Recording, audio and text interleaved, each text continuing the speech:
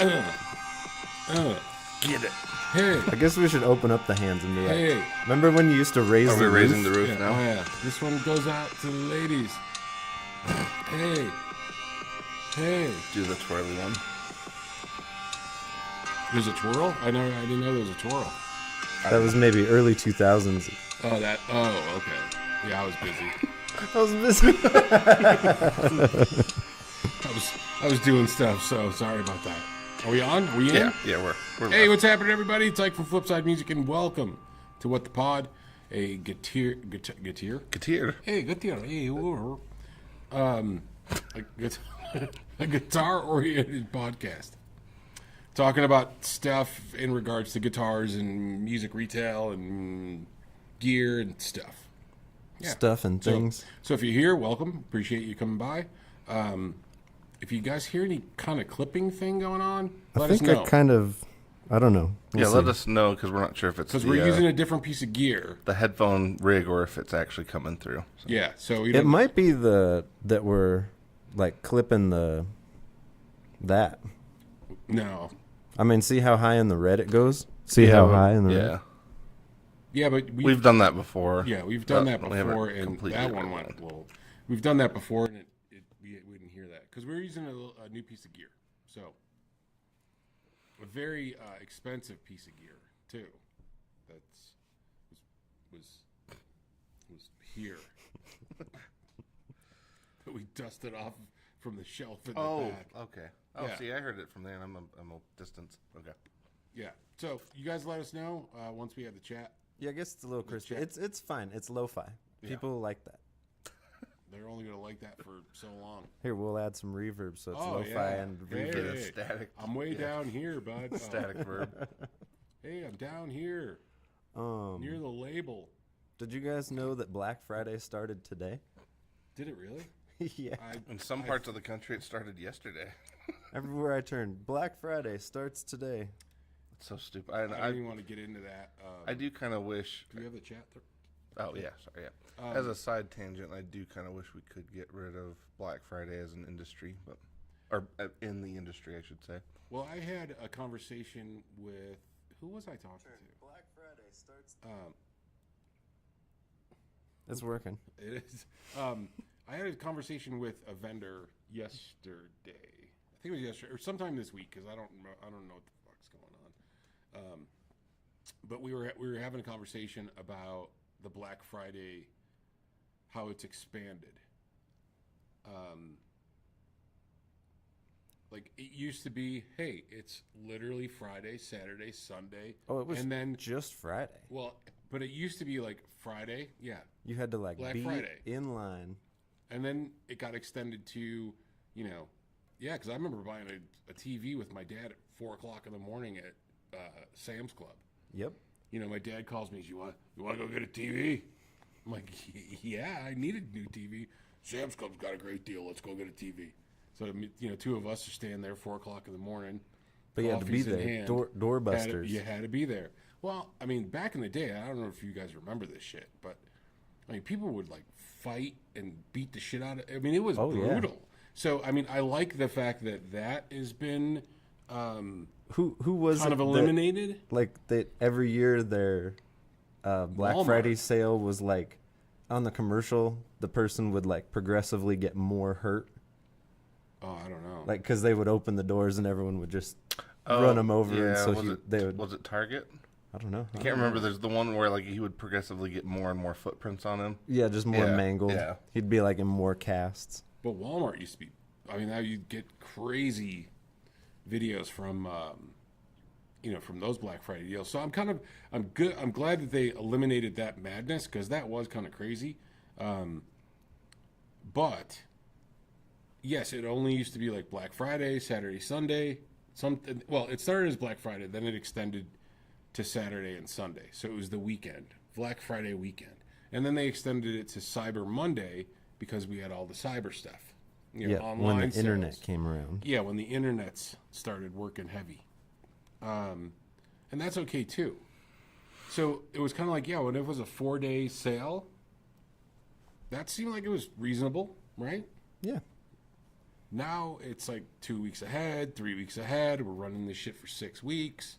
Yeah, I it's mean, like we in kind of touched on this a October. little bit last week. When we were talking about the shopping local deal.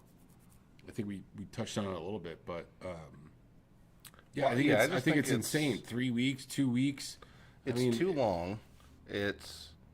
I think it's progressively kind of devaluing certain products. Well, yeah, Because like people literally depend, like especially when certain companies do something and it's the same thing every year, then a lot of people are just like, well, I'll just wait. I'll just wait till that you're time of gonna year, and you're gonna see sales dip during previous. And that was the conversation, like I said, I was having with somebody, and like we remember, it's like it used to be like 3-4 days, or and it was just easy. It was much easier to manage to have the thing over a weekend. Mm-hmm. Now it's extended, and then everything is at different times. So, XYZ company starts on the 13th, and then Well, and I guess I always thought, I mean, everything's always kind of capitalistic and all that shit, but I always thought the goal was it was more or less for people to shop for people for Christmas. And like as time Part has of it, gone yeah. on, like especially within this industry, hardly anybody shops those types of items. no, that's For- just they're going for- to get their own shit. Yeah, and so that's the part of it that I guess that drives me kind of nuts about it with our industry is just that the original reason behind it no longer applies. So now it's just some weird sales-a-thon that everybody's agreed to. And two, nobody seems to be able to, because I was just going through it, nobody seems to be able to agree on a date. That part's ridiculous. No, like if you it's guys all- want to just that- go ahead that- and make one up, I'll go ahead and add it to the list because that's Well, yeah, basically it was yesterday or today or tomorrow or next Friday or Yeah, Well, that's how what I long was it kind of lasts. saying. Like Yeah. XYZ company starts on the 13th, and then ABC company starts on the 15th, and then it runs until we're doing it till the new year. Oh, we're only doing it for 3 days. You know what I mean? Like it's very confusing. It's confusing for us, Yes. but yeah, I don't know. I'm like I think it's just. and And it also is very how- difficult to, like, if you have customers and you're trying to work deals with people, like you're trying to take care of your customers. It's hard like, to keep track of all already, of it, yeah. it's like, it's already, this is the thing that kind of gets with me sometimes. It's like, it's already discounted. Yes. So there's nothing left for me to discount. Like, okay. There's no room there- left. Yeah. Yeah. Yes, there's a current, guitar company that's running a pretty aggressive sale till the end of the year off of their products. And the thing is that if a customer comes in and sees the price, they're like, oh, is there something we could work with or blah, blah, blah. There's nothing left for us. when It's when hard, they're already taking 20% off. yeah, it's hard for us to For add 3 months. and Yeah. and an extra, like we're going to throw in a gig bag or a cable, things Which if that you want do to a to make things work. PRSSE, we got them. Yeah, now's the time. We actually got Plug we it. got some 2023 Silver Skies that we're working really good deals on. So if anybody is interested in a Silver Sky, Get your Jar Jar Mayor on. we got you. We got you right here. You could be slow dancing in a burning room, and you could play that all day long. That like plum one. What color is that? Flurple? Flurple. That Flurple. I do It's like so that color. eye catching. It's I think it's pretty cool. It's wonderful. It's kind of like I love you, you love me. Yeah, but it, like, so works. It's very Barney. here. We'll show you folks. Yeah, it's And we kind of also like do have if a couple single cuts too. So those are Barney had a few extra blueberries. It's almost like a It's- shake or something. yeah, it's Barney grimacy. It's really cool. I think it's a super cool color. Here, we personally. hold that for a second. Yeah. Oh yeah. And you can get this for a deal For a screen. for a song, Yeah, you could. and then you can write a song and pay for more guitars.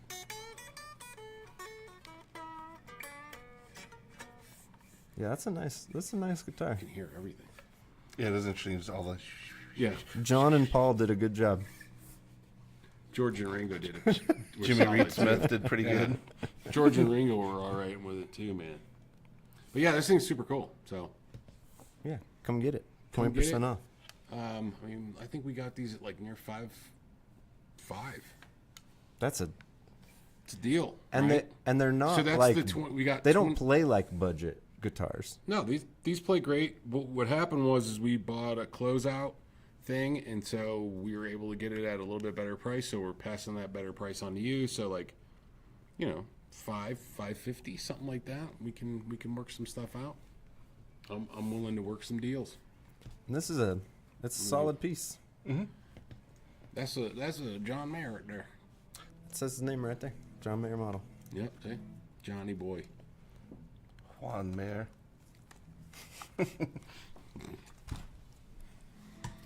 That's for when we have the Cinco de Mayo sale. Yeah, exactly. We have the Juan the other Mayer, seasonal event. Yes, we have the Juan Mayer Silver Sky. I would say Silver Sky in Spanish if I knew how to say that, but I wouldn't. Yeah. So all I know is Jan. Jan. Jorge. You know, Jorge and Mayer. I was gonna say how rude it is of these companies to offer such enticing deals when I need to buy Christmas presents for other people. Well, When money is spoken for. That's a better argument, actually. To be honest, that's a better argument for getting rid of it in this industry because it kind of messes up the stuff we want to get at the time that we can't afford the things. Yeah. I say Like I'd love to upgrade right now. No. that if it's your birthday or it's Christmas, that you should at least buy yourself something. What if your birthday is near Christmas? Do you have to buy two things right at once? Yeah, mine's what, next week? What the hell's today? Oh, happy birthday. 18th, yeah, next Tuesday, right? Yeah. Yeah, there you go. Oh, nice. Yeah, so if anybody wants to come in the store on Tuesday and wish me a happy birthday, don't, because I'm not going to be here. What kind of cake you like? I'm not going to be here. If you want to send cannolis like to his pie, house, let cake? us know, and we'll. Cannolis? Carvel ice cream cake. Charvel ice cream cake. What's a Carvel? Carvel ice cream cake. Cookie Puss. Is that one like you ran all I only know over of Cookie town, Puss that because one? of Emily the Yeah. harpist. Yeah, I remember that one where because like I think that's right. That's when you and I split up to go find it. Because you knew of one store and then you sent me to another one to see if we could find it. And we did, but I remember that cake now. Yeah, good shit, right? Yeah, it was a good one. Yeah. It was kind of funny. Hey, Eric, do you have Carvel where you grew up? What? Do you have Carvel ice cream? No. So I'm sorry. Sorry. Milk. You had what? Made of milk? Milk? This thing? Milk? Yeah, Cookie Puss. Yeah, show that to the camera. That was the thing. That was the thing. Look at that. Look at that scary, horrible. Look at that. Oh wow. Yeah, it looks like it's made out. Nobody can see that. Anybody, but look up for those of you that are at home and want to know what was delicious. Look up I keep wanting to say Carvel Cookie Puss.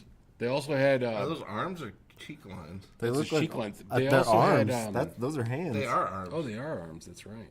They had Just trying to they had a whale. like stuff something Too. into that Look for the giant whale. gaping. A whale. Yeah, they had a whale. Wow, that's loud. Damn, somebody's getting after it. Jesus. Shut up! Shut up! Quiet, we're trying to do stuff over here. Like, what was it? Smokey the Whale? Shit, it wasn't Smokey the Whale. That's Fudgy? Fudgy the Whale. That's it. Smokey's his cousin. Yeah. Smokey the Whale. See, first you go over to talk to Smokey the Whale, and then what happens is you go over and talk to Fudgy the Whale. Yeah, Fudgy the Whale was delicious. His shit was great. Yeah, those are. Can you get a discounted Cookie Puss on Black Friday? You probably could. Anybody that grew up in the Northeast probably would remember Carvel ice cream. It was awesome, or at least it might. Well, if you grew up anywhere near us, near me. Anyway, what were we talking about? What are we talking about today? I think we were just doing the intro and then we were getting to the main topic. But yeah, any? Did you want to do the local show thing, or was there much going on? Oh, there's two awesome local shows I know of. Well, us and then, One's at Oh, yeah. the Elks Lodge, where you can go see yes. Ike I'll be playing Saturday night and the at the Elks Lodge in Aurora. If you want to hear some dazzling, sizzling tunes by the Velvet voices of Bob's band. The Velvet Above Ground. I don't even know what their band's name is called. Oh yeah. So I'm sitting in, a friend of mine, his guitar player quit like a few weeks ago, and so we were chatting, and I'm like, "Yeah, man, well, send me the song list. Let me see, and maybe I'll sit in with you." And I sat in with them for a rehearsal, and they're like, "If you want to do the gig, that'd be cool. And I just didn't know this. I mean, there was a few songs I knew. And I was just noodling a boot. And I was like, is this a paying gig? And they're like, it sure is. I go, well, then let's do it. Even better. I like to make $100 on a Saturday night playing some tunes. So along with that, if you are an elk,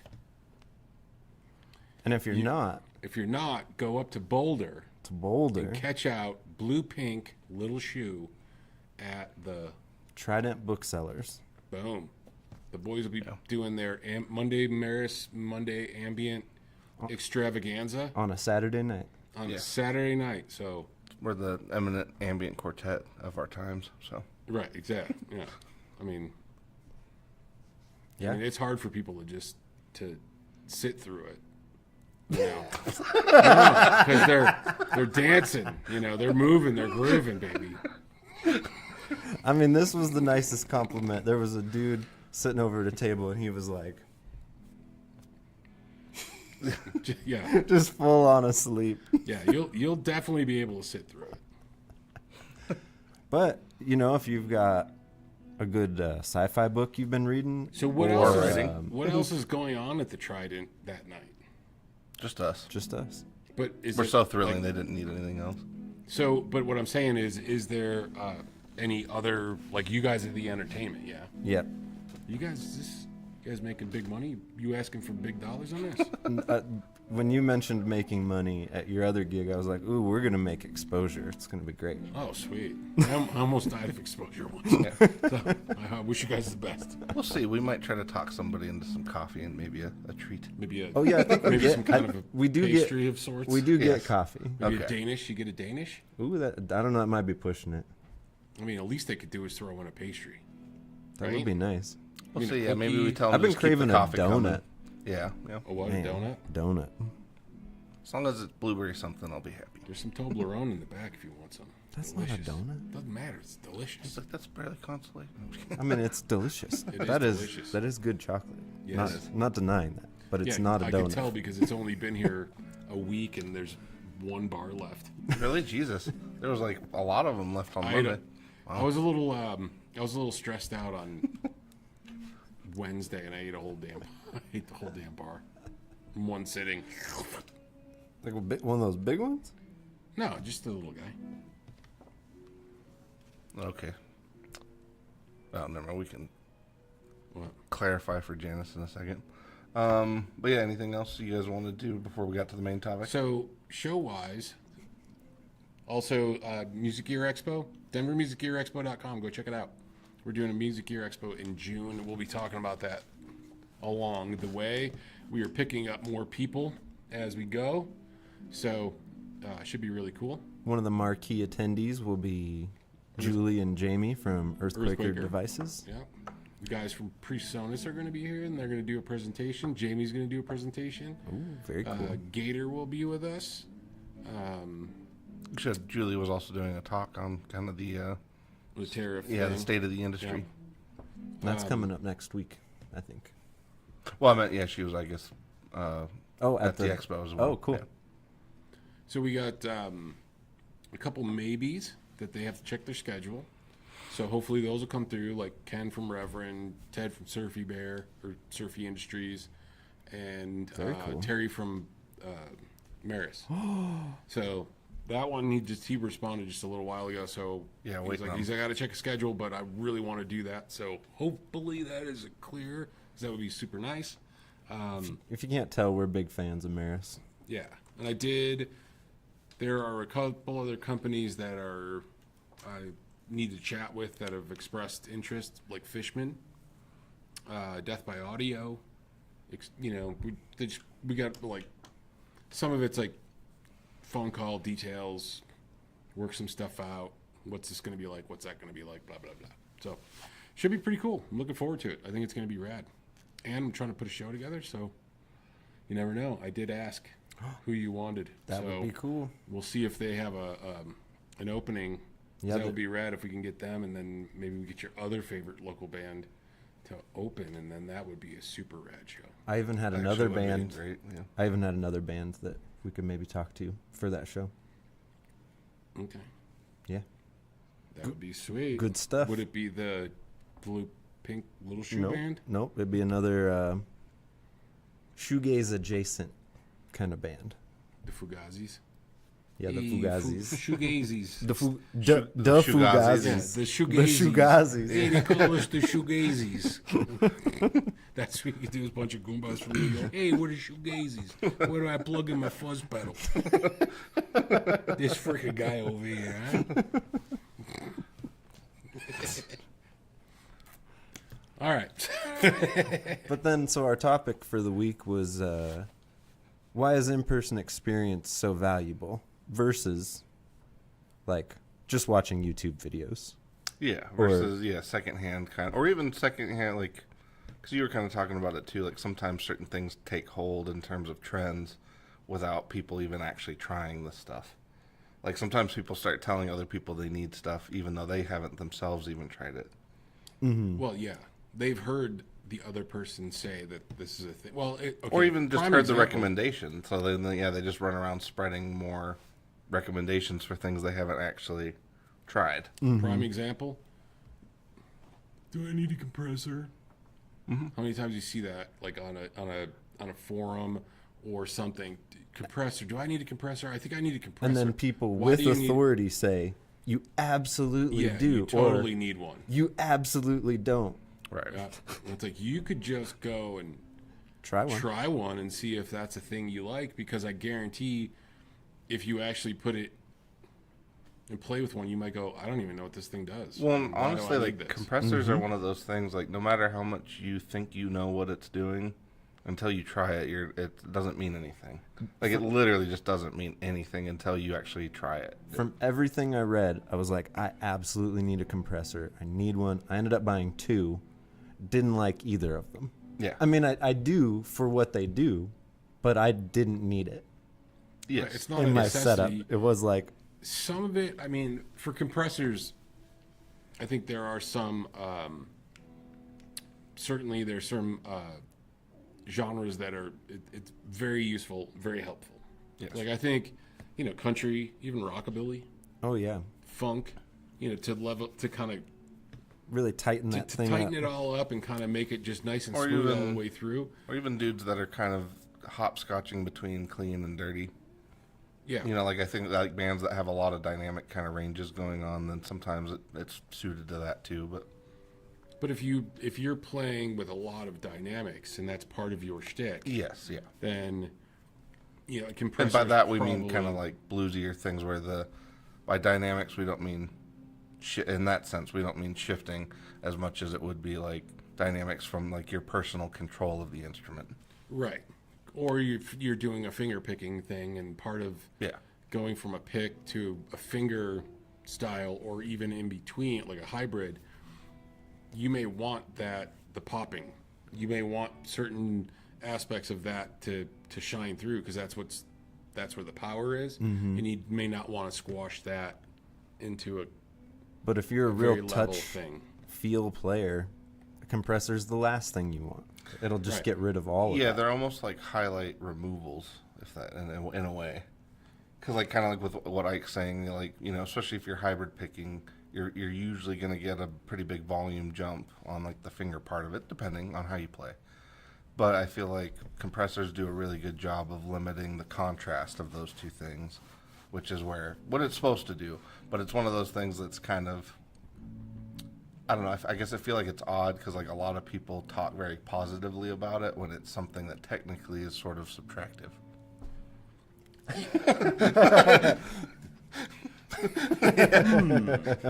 But I mean, it could be so. But it can Think be of the- very divisive as well. Yes, Yeah, it can for but sure. The other thing is, if you are a finger picker, you may want the compressing. You may want it to be that way To even it things all Well, yeah, out, but that's yeah. what I'm saying. Kind You of know. like with what you're talking about, though. Like if you're a player who's playing blues and you want that range of control, then you probably don't want the compressor because Right. you want to be able to like go from a light to a heavy pick without, with those changes occurring. Whereas if you're trying to go more for consistency, that's where the compressor's handy. Yeah, if you're playing, let's say, even in the blues context, if you're playing, a finger style, acoustic country blues kind of thing, Mm-hmm. you may want that nice and even compressed. You may want to have that it all be just filling that space. You may not want, does that make sense? Mm-hmm. You may not want it to kind of go up and down and be as fluid without, like it would be without it. Well, yeah, because it really is kind of nice when you're playing certain things, especially, I think, honestly, a lot of guys that get kind of addicted to compressors. Man, that guy's really getting after it. I know. I feel like guys that get really addicted to somebody get him a compressor. I was just thinking that. Yeah. Use a compressor. Right? But when you have, I think there's certain guys that get addicted to compressors in live settings because, like, you know how guys always come in and kind of talk about when you're live, the adrenaline kind of takes over.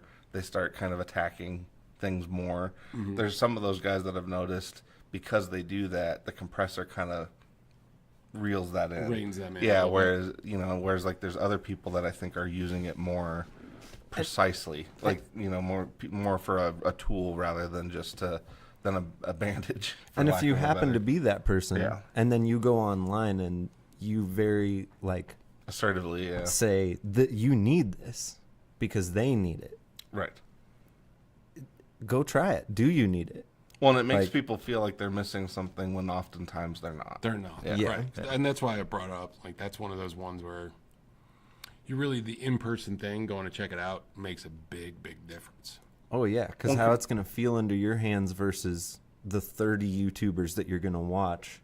Well, and like I said, compressors are So one of those different. things you cannot communicate well a good understanding of how a compressor feels and what it's actually doing without trying one. Because like no matter how much you conceptually think you understand what's happening, like it's different than actually playing it. Because like your concepts of a compressor are not going to help you when the time comes to actually use one. So Yeah, and we've had people, like, return compressors because they're like, yeah, it doesn't do anything. Kind of like Lynette just said here, like tried compressors in the 80s, decided to work on the technique instead. It is one of those things, like I think some people just need to try it just to see if they need it. And a lot of times you'll find that you don't, or it'll kind of reveal something else that like there's something you could either work on or even like I think in my early experience with compressors, it was one of those things where I had a hard time when I was first playing making a difference between like the compression that happens naturally from overdrive versus like actual compressors. And that was something for me, like I never thought I needed one because a lot of the stuff I was playing was kind of overdriven, so it just kind of naturally was there anyway. I wasn't really feeling like I ever really needed it. And then finally when I started kind of getting into more, compressors specifically, then I understood kind of what was happening with the other thing of adding gain. So like there's a couple ways you can go about it, but one is definitely not the other. And I think a lot of guys that kind of double up on, like to me, like it gets unnerving playing a compressor with like a gainy amp. I kind of hate it. Yeah. Because like everything, like every little thing you do, everything just comes through. Whereas, when you're playing clean, that's when I feel like compressors are just, they're great. Because like, the audience doesn't even know it's there. If you feel like you just need a little bit of a hand reining some of that stuff in, it's great. Or if it's, maybe you're a little sloppy with it, it can. Well, that's when you're It just can excited. kind of or, clean yeah. up the slop a little bit. And, I mean, it can't make you play better, but maybe if you're not hitting It'll all make the more notes things more even. Yeah, they're making the notes even if you're doing, there again, like a finger picking thing, or you're. Or if you're you know, because you're not as far down the line as maybe others are, your dynamics are kind of all over the place, so it helps rein that in. Yeah. Yeah. Because that's the thing, like Polish a little bit. to me, like with gainy amps or overdriven sounds, like having the dynamic control in your hands is what it's about. Whereas when you're clean, it's kind of one of those things. Like there's arguments to be made for both, of like having the dynamic range on hand versus if you're kind of trying to put up. Especially, I think for like country and funk, especially funk, because like funk, you're there to execute a job and you're kind of there to do it perfect. Like, Yeah, it's that not really needs to be kind of consistent. Yeah, like you don't want to jump out, you don't want to step on anybody else's toes. Like that's And you don't want to get lost Exactly. in the mix Yeah. of 3 horns and a organ player and Yeah, another guitar player and 3 singers. And yeah. because there's definitely ways to do it, and even actually to that point of like standing out in a mix, that's kind of like the David Gilmour approach to using compressors is kind of that way of like using multiple compressors to kind of limit your range sonically so that you're kind of more prominent in a certain mix. It's definitely one way to do it without getting gainy. More like using it as a limiter almost. Yeah, yeah. Because I think sometimes too, every once in a while, I think there's a lot of people that come in that like, actually it happens quite often, not even once in a while, where I end up selling them an EQ when they came in for a compressor. Because like sometimes people's conceptions of those two things have some overlap until they actually try them. Mm-hmm. They just needed a Which little. goes to the point.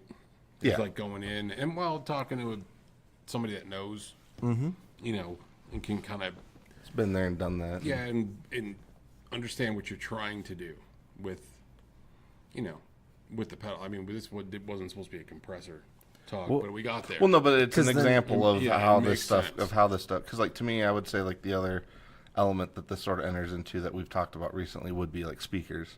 That's one of those Oh, yeah, things like definitely. YouTube experience is really helpful for kind of figuring out where your tastes might be, but I would never 100% trust a YouTube video to be like declaratively this is the choice for you kind of thing. It's something that like it'll give you a good idea, or even like Jacob said, if you just you strictly don't have access, because there's millions of products that most of us do not have access to, even us who run a shop.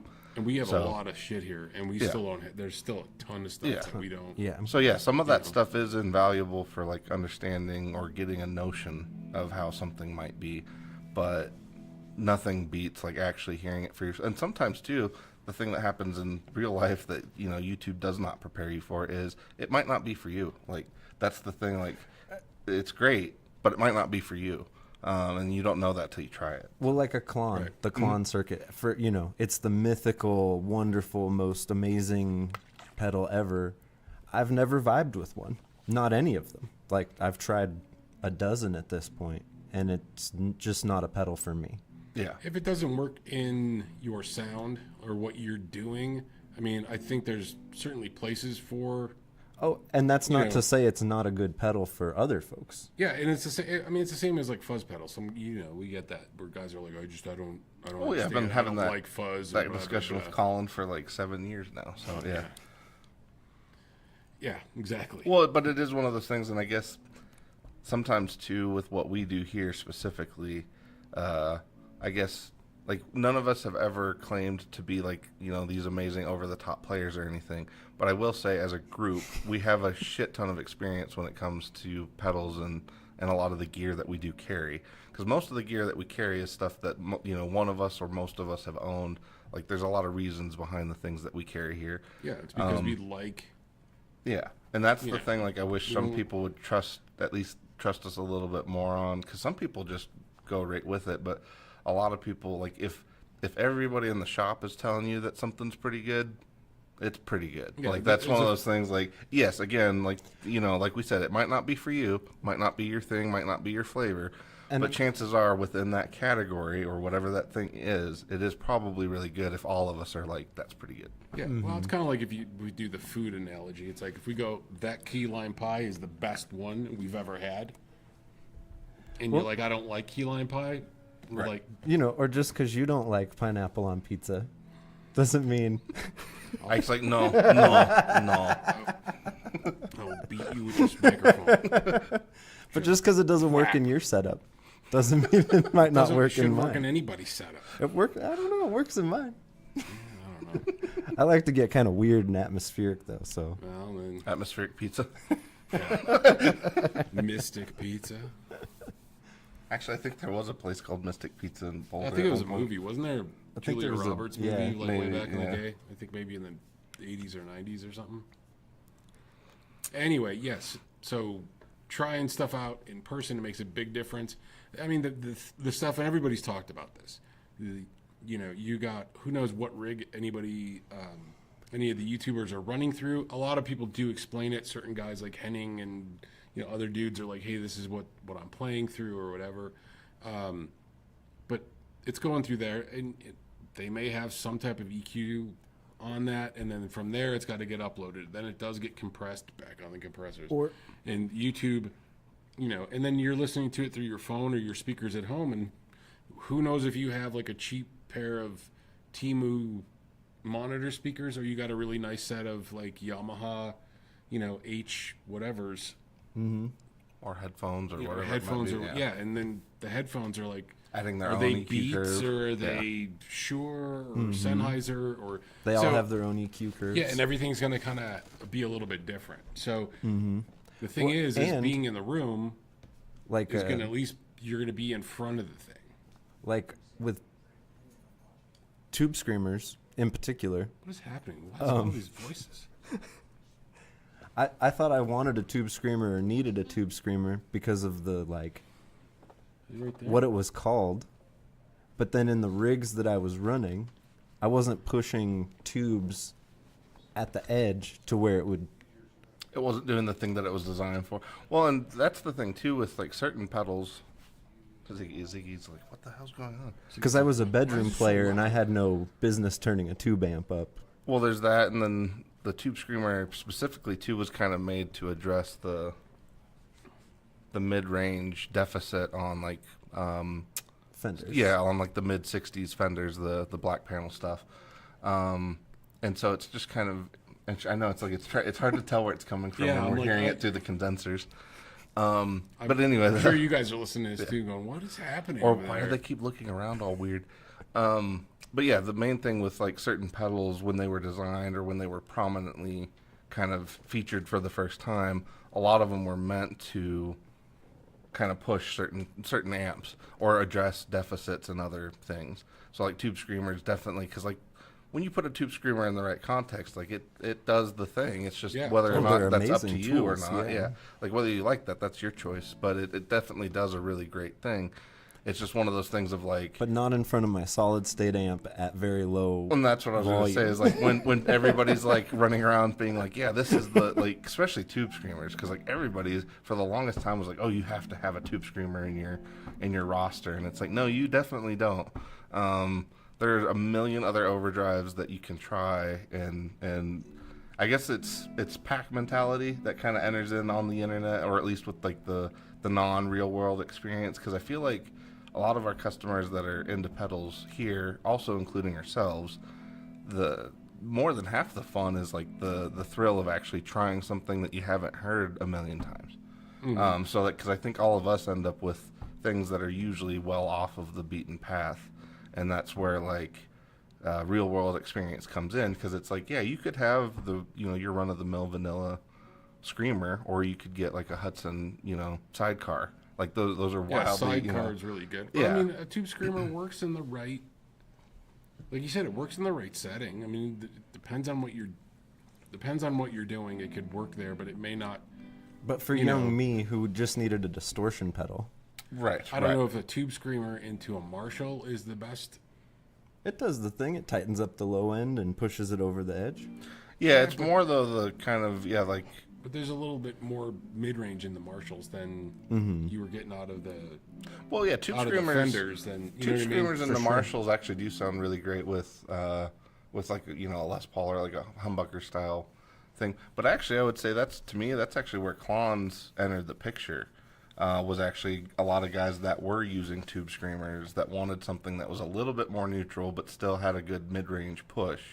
And that is where Klon, because like Kim Thale, Billy Gibbons, a lot of those dudes that adopted them like way early on, those guys were all at the time either pushing Marshalls or Mesas. So it was kind of a thing where two people wanted. It was kind of like the tube screamer introduced the concept, and that was enough for people to kind of start running further with it. But then that's another reason it's worth going in to try like a tube screamer versus a Klon versus an ODR. Mm-hmm. Like, because they're all overdrives, but that mid range is in a different spot on each one. That Well, the amount of different- low one end of those is way flavors is gonna different. be- yeah. Because that's the thing with like Nobles or any kind of ODR circuit is like the amount of low end you're getting on those is nuts. But you throw that into a Vox, and all of a sudden that sounds awesome because like you're making up the low end that the Vox doesn't really have with the pedal.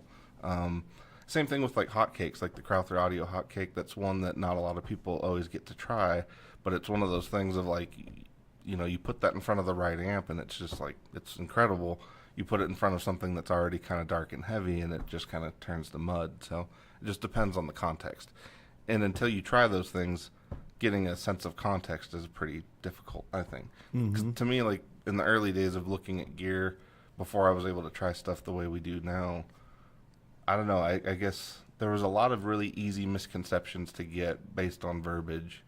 And like the longer we've done this stuff, the more I feel like a lot of that shit just, it's not that it doesn't matter, but like you can kind of look at it forever and think about it forever, and you're never really going to get anywhere until you just try it. Because I think when you're testing gear too or using it, what you take away from it is so limited, if that makes sense. Because like when you listen to something back, you can really absorb it and really listen for differences and really kind of, hear, really listen to it. When you're actually playing, though, I think there's certain different things that you're prioritizing. And you miss for sure. Yeah. Because like there's certain things you're really trying to zero in, especially in a band context too, because that's a thing that, there's swaths of people out there that, may not try their gear in the context of a band. So there's also some of our opinions when it comes to that stuff are probably pretty, because I would say like Ike, actually, you do it more than probably almost anybody here. Of like, if it doesn't work for you kind of across the board, meaning on your own and in a band, you're not interested. That's kind of like for what you do, like, whereas like I think some of us have certain things that we've kept because we're like, oh, this thing doesn't really work that great in a band, but I still like the sound for whatever. Whereas like for you, it's more like if it doesn't work for this or it doesn't work for that, then just forget it. I have some stuff at home that is on the shelf because it's cool, but I with the hopes that it'll be used somewhere else, or I'm like, I like this, but what I'm doing right now doesn't warrant this. Doesn't warrant the power stack, or doesn't warrant the FZ2. Right. Or because I got a hotcakes as well. So it's like right now. The Elks don't want the FZ2? No, not you. It's they don't want that electric wizard. Tell me. They don't want that. They don't want They don't want some of the heavier bits. But I do have I do have some stuff that's on the shelf that I'm like, that I want to use that, but it's just not anything. What is today's like noise day? I don't know what it is. But for the most part, yes. Like if it doesn't work, it kind of like. Well, I will get rid of a bunch of. I'll get rid of stuff if it doesn't kind of fit into where I think it needs. But that could also change too. Yes. As I kind of do a little bit more recording and stuff like that, and get into the like. Well, and that's this has got a cool sound. It's not a thing, but I'm not trying to do it with a band thing. I'm just doing it to do it, which I'm hoping I explore more of that this year. And that's why whether I love something or not, I'll usually be like, well, I can find a use for it, no matter what. Everything is usable in context. Well, and I would say, too, a big part of it, and all of us probably do this with a lot of gears. Like, chances are, if you liked it, you're gonna continue to like it. You just, like you said, you just might not necessarily have an immediate need to use something, but chances are, your tastes aren't gonna change that much. Sometimes they do.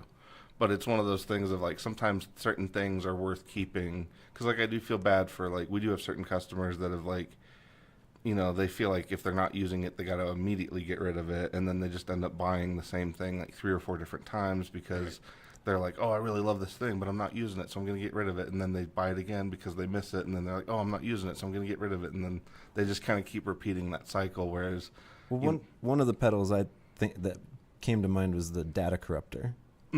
It's like that is not a very useful pedal for most instances, but when it's useful, it does the thing. Yes, when you need that specific thing, it does it well.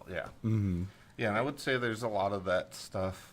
I'm trying to think of like what's the pedal I have that I've held on to like the longest without using. I don't know. That's a tough one. I'll have to think about that for a minute, but it's one of those things of like I think we've also all done this stuff long enough to be like, oh yeah, as your tastes change because of whatever project you're working on, you kind of wander away from the things that you liked, but most of the time you'll kind of eventually find your way back. And your projects change, your tastes change, but also your like gear, your other gear changes. Other gear changes too, and that was kind of another thing going to be in the in-person stuff. Yeah, I mean, if you're using a Princeton for the project that you're doing right now, or the band, the pedals that you're going to use with that is definitely going to be different than maybe if you're like, oh, well, I want to use this AC30 because I'm doing this other thing and the AC30 works more. Then that morphs The pedal choices and yeah, because so Yes, I mean, if yeah. you're using mostly Fender platform stuff, like I do, most of my stuff is Fender, so it all the stuff kind of works together. But there's some stuff where I'm like, well, that really doesn't work with this because I don't need this bit. This pedal is here to compensate for the deficiency of the amp. That are some things you Or- can kind of get away with because of the amp versus other ones where it just the two just don't blend. Yeah, or it's like, hey, I got this, but it's got a 10-inch speaker, so it cuts through a little bit better. But when I use this other thing, I kind of need something to. tighten it Yeah, up. tighten. Yeah. Well, yeah, because like there's certain things for me that, like oddly, high watts and Voxes kind of have more overlap in terms of certain pedals work for both of those pretty well. But I would say like a Vox and the Fender, those are pretty wildly different in terms of how certain things are going to respond. On how they're going to react. Yeah. So I got stuff at home, even like playing with my Hendrickson amp. You know, like I noticed as I was kind of working with that, I go, oh, this amp does this, which is really cool, but I don't need this. This doesn't kind of work with this. It doesn't give me the same drive that Like I want, or it's like this does give me A tube screamer probably isn't the right drive pedal for the Hendrickson. no. Right. But No, like that really. Blue Note Select from J-Rock, it might be the perfect thing Yeah. because it's more preampy, That or less even, drivey. Kind of like you were saying, like the difference between running like a platform that has tons of headroom left versus a platform that's like right on the edge of Right on breakup. the edge. Mm-hmm. Right. Yeah, because like those things make a pretty big difference too. Because like I'm more of a fan of stacking kind of lower to mid gain pedals to kind of get where I want to get, rather than just going like right out of the box distortion. But there are certain instances where a distortion, like you can kind of bypass and skip all the other shit and just go right to the thing you need. If especially if you have like a high headroom amp and you need like a solid distortion that's kind of steering it towards another amp's sound. Like Yes. sometimes it's just easier to just skip right to the thing rather than keep stacking medium overdrives to kind of get the same thing. Mm-hmm. Yeah, because I noticed with that Hendrickson, it's got a presence to it that's way different than like my Pro Junior. Mm-hmm. Yeah, You know, yeah. because that's Oh, what yeah. I'm going to Well, use. the wattage, yeah, the whole thing. Well, There's the front end wattage- response, all of that's pretty, Yeah. pretty But it- different. It's pretty interesting how that. I don't know. It's kind of interesting because I don't have to tweak it too much to get it kind of where I want, but also the Pro Junior starts to drive where the Hendrickson doesn't.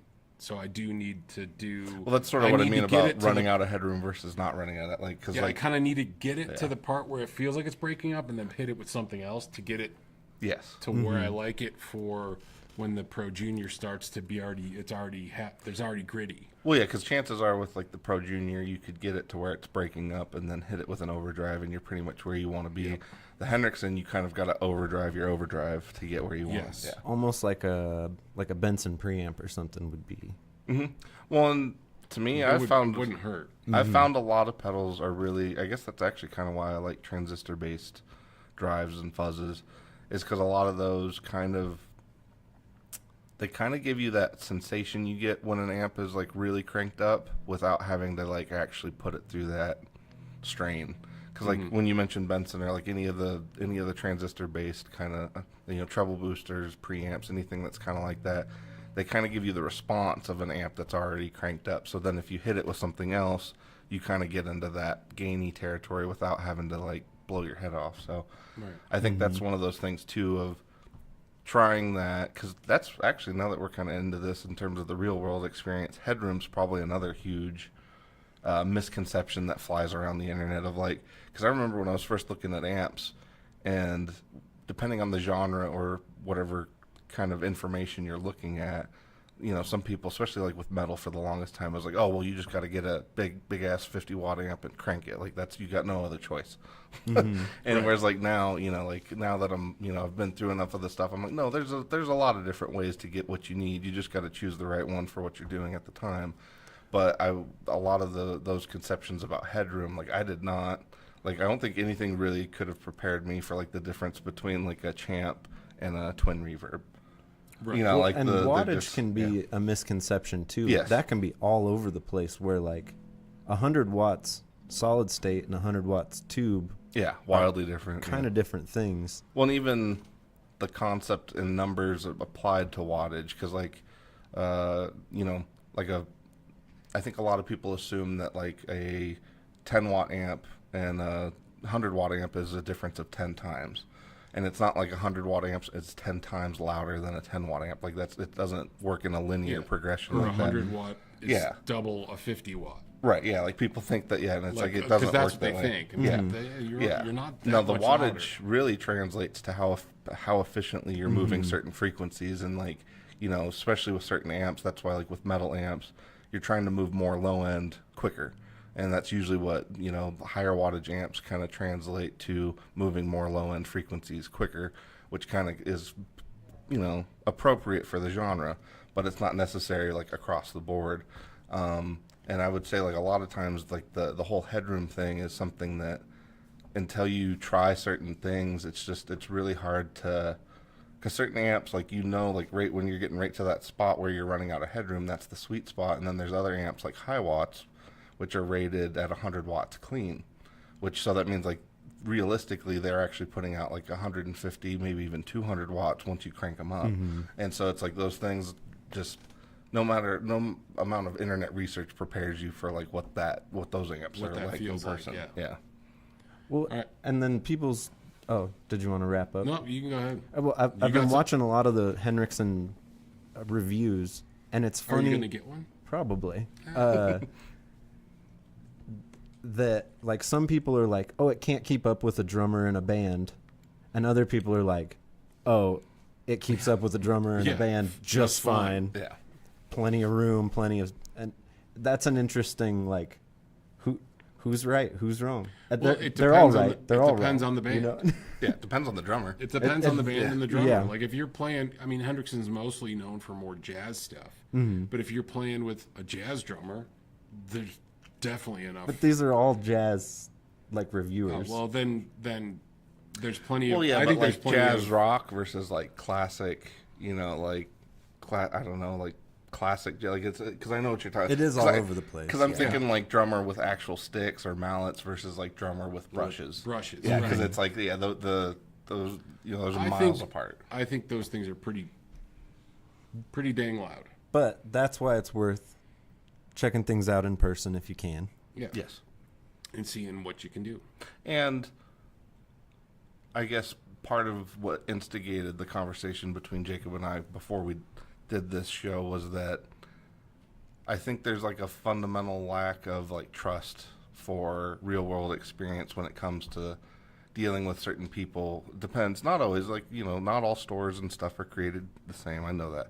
But it's like there is a lot of times where people very much undervalue, like when they're talking to somebody else who does have a lot more actual physical experience with the products, there's a big undervaluing of that happens, and I feel like the internet is kind of making that worse because it's kind of throws out stereotypes and things about people that work in music stores and the whole thing, and it's just like, a lot of the stuff, like we try the stuff, we're around it, we hear hundreds of other people try the playing things. it. So like that's the part of it that like I don't think people ever really think about. They think about it more from like your perspective is only your perspective and that's it. Or they think Whereas- we're just trying to sell the thing. Right. It's a lot of times like, we're trying to sell you a thing, sure. But we're trying to sell you the thing you want. Yeah, The so thing you don't bring it back. Or the thing that you sounds need best for you. Yeah. It's like if Yeah. you're looking to do this thing, then here are some things that can get you to where you want to go. It's like that. At least that's a little bit different from us to other places. Like, we're not going to just sell you a thing because it's here. We're trying to get you to the thing that is in your head. Yeah, you the thing can that's going to create music. inspire you, and the thing that's going to keep you coming back to the music, not just the store. So, Janice had a question. She said, "How about my question?" oh, I'm like, where is it? We just got going. where was her question? I don't Oh, know. I guess is it? Oh, but she can clarify if it's does real world need to be in real life, if that's what she means. Unless one of her questions got buried, but that's the only one I saw. What I guess what does that What does that mean? what does that mean exactly? Yeah, you might clarify that just a little bit for us, Janet, because I guess to me, like kind of a point I was getting to of like I've literally, especially at this point, heard thousands of people plug into different things. Yes. And to me, like, even though it might not be something I'm going to use, I know that something can do something because I've heard somebody do it. It's like I've actually seen it happen. I've seen and heard it. So like I know that it can be done. Whereas, there's a lot of stuff where If you watch one YouTuber and take their one opinion on the thing, right. Right. I mean, there's been times where Yeah, you might be missing a whole world of things that thing can do just because like you said, it narrows. or like on someone on Reddit just with authority being like, "This is the way it is," and it's like, is it? I don't know. Right. So Maybe take those things with a grain of salt. People's reviews, people's you got to take everything with a grain. comments. I mean, everybody's opinion is their opinion or whatever. But I mean, I watch a lot of different stuff if I'm just to get a general idea. But until I actually hear it, Well, and I would say a lot of the demo guys, depending on the ones that you like, there's certain ones that I watch or the ones that I've continued to watch because a lot of them have kind of stopped. But the ones that I've continued to watch, a lot of them, I know what they sound like, again, as a player. So then when I hear them demo something, I'm like, okay, I know what they're doing. I know what they're adding. So then I do actually get a good idea of what the product is doing because I know that player and I know what their setup is. But to me, like the reviews that really do bug me are kind of like Ike was saying, where like you watch this whole thing where this dude's doing this review, and then you get to the very end of it and you find out he's thrown on like 3 different EQ curves, 2 or 3 different compressors, Yeah, like Using a This is- $10,000 mic into Yeah. a $5,000 preamp. yeah, and it's like all these things that are just that are kind of distorting the information that you can get from the video. so Janice says, like being online in real life. I still don't really understand. Do It you seems get it seems like those are two different things. Being Yeah. online and being like in a store playing the thing, hearing the thing. Yeah, by real world experience, we mean physically being like present being in with being present physically in the room with the thing. Touching the thing. And then RJB asked, do we have any events coming up soon at the shop? Nothing, probably not going to have anything until the end of the year, but in 2026, we're already planning on doing some stuff. We got some clinic things planned out, so we're kind of getting there. Including the Music Gear Expo, June 10th? 13th? Yeah. June It 13th? won't be here, it'll be a different spot, but we'll let you know on all that when that happens. So, Yeah. all right. And so I think we got to roll. don't forget to like, subscribe, Yes, please. hit the bell for notifications, tell Hey. your friends about it. All that stuff really helps us out. Yep, and Black Friday stuff, that's going on. So if you're looking for anything, just let us know. If you see anything on the website that you're interested in, you can always email us at info@flipside-music.com. We'll see what we can do. Yes. All right. And then I guess in the comments, how much do you value YouTube experience versus real world experience? Yeah. Yeah. So hopefully, Janice, we answered your question because I don't want you to feel like we didn't. Yeah. So- Well, like I said, she might be even talking about because again, it kind of all boils down to how you're taking in, whatever it is that you're watching or Consuming listening the to. content. But at the end of the day, like it's still there's so many things that are factoring into that it kind of changes everything. Whereas I think experiencing something in a real world in the room with it, that's more what we're kind of Yeah. talking about. All right. All right. Well, we got to roll. It's time for us, and we will catch you guys. Thanks for everybody hanging out. Like, subscribe, all the stuff, and we'll catch you guys on the flip side.